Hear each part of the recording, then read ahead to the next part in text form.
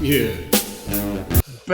Benefits to it other than the fact that it sounds like it's really this natural thing that you're not going to be dumping a bunch of chemicals. You're going to, I mean, they are still chemicals, but they're naturally produced chemicals, right? Because it's Yeah. still nitrates, right? Is it not? It's not really nitrates, actually. So that's one of the interesting things. So Okay.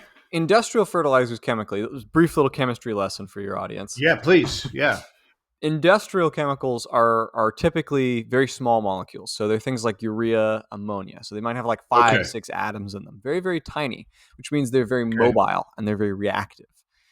In nature, the kinds of molecules you encounter that plants are using as fertilizer, humus, the stuff that actually makes up topsoil, is Right. usually made of things like humic acid, which have like on average like 185 atoms. So way, way bigger molecularly speaking.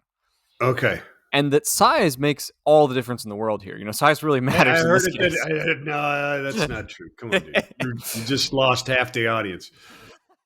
The ammonia molecules are really small, and so because of that, they're really mobile. They move through the soil. They can run off very easily. They can rip apart cell walls because they interact very quickly chemically.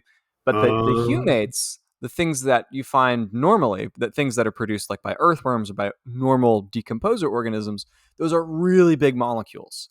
So they don't move through the soil very quickly. They're not very reactive. They react rather slowly. Plants have to kind of chemically take them apart in order to get what they need out of them. So they still have the same amount of nitrogen, but it's more locked up in larger things. You see? Gotcha. So And does that mean they're less impactful?